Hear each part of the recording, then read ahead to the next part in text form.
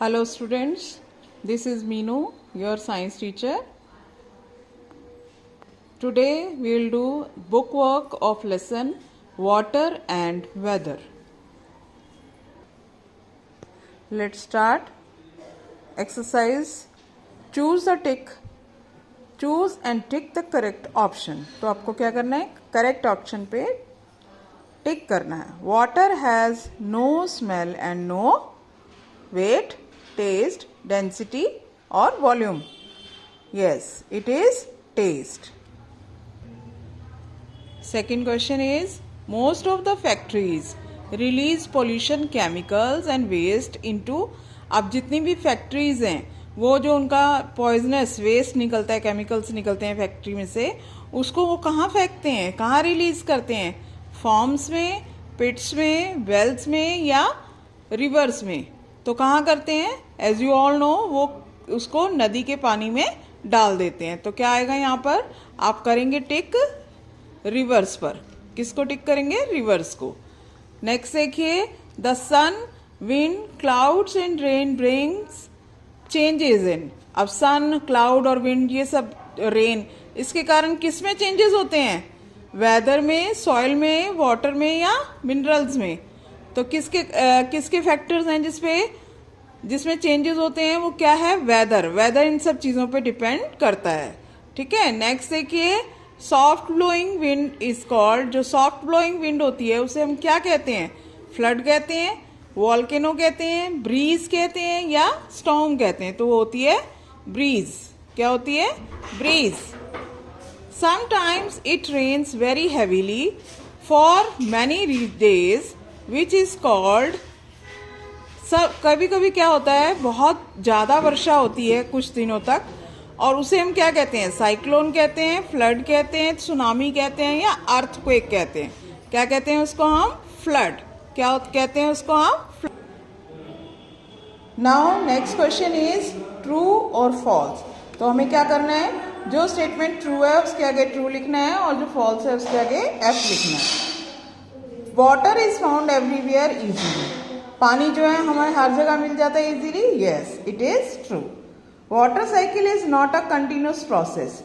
Water cycle, जो जल चक्र होता है, क्या वो हमेशा नहीं चलता रहता है? वातावरण में चलता रहता है. ये फॉल्स है, ये गलत है. वो हमेशा ही वाटर साइकिल काम करता रहता है. नेक्स्ट है, weather remain same throughout the year. पूरे साल क्या मौसम एक जैसा रहता है? या सर्दी गर्मी बरसात आते हैं मौसम चेंज होता है ना चेंज. तो ये गलत स्टेटमेंट है, इसलिए इसको हम फॉल्स कहेंगे. The colour of the clouds that bring rain is black. अब जो बादल वर्षा करते हैं, यानी कि जिनके कारण वर्षा होती है, उनका कलर कैसा होता है? Black. Yes, it is true. Some people wear different types of clothes depending on the weather. अब देखिए, अब ऐसा तो नहीं है हम अभी जैसे गर्मियां होती हैं तो उसमें हम वूलन क्लॉथ्स पहन के बैठ जाएं, या सर्दियों में हम कॉटन क्लॉथ्स पहन के बैठें, या रेन कोट पहन के जाएं कहीं पे. ऐसा तो नहीं करते ना हम.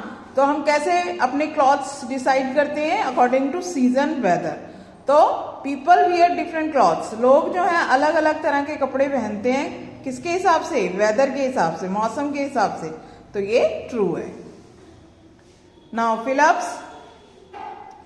When the water vapor moves up in the air, जब पानी के बुलबुले यानी स्टीम, भाप जो ऊपर उठती है, तो क्या होता है? ये ठंडी होती है, और फिर ठंडी होने के बाद क्या होती है? कंडेंसेस. कंडेंसेस का मतलब बिल्कुल ठंडी होकर पानी बन जाना, और फिर ये बन जाते हैं, उससे क्या बनते हैं वहां पर? क्लाउड्स.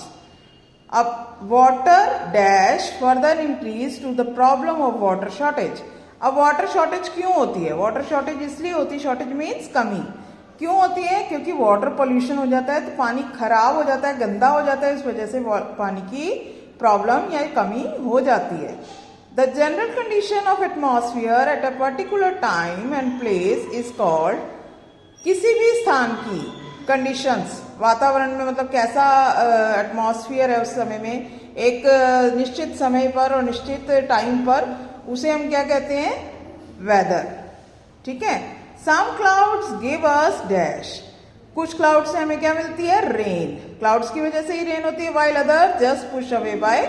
अब देखा होगा कई बार क्या होता है, आपने देखा होगा एकदम से पूरे बादल छा जाते हैं आकाश में, मगर ऐसा लगता है कि जैसे बारिश होगी, मगर बारिश होती नहीं है एक्चुअली। कई बार क्या होता है उसमें, कुछ बादल जो होते हैं हवा के द्वारा चले जाते हैं, दूर उड़कर चले जाते हैं, तो बारिश नहीं होती है। नेक्स्ट देखिए, people make their houses according to the dash around them. अब लोग अपने घर कैसे बनाते हैं, लोग अपने घर बनाते हैं मौसम के हिसाब से, कि जिस जगह उन्होंने घर बनाना है वहाँ का मौसम किस तरह का है, उसके हिसाब से वो अपने घर बनाते हैं। So students, this is all exercise of lesson 10 and you have to do this in your book neatly। सभी बच्चों को अपनी अपनी बुक में ये बुक वर्क जो है कंप्लीट करना है, बिल्कुल neat and clean. Okay students, thank you.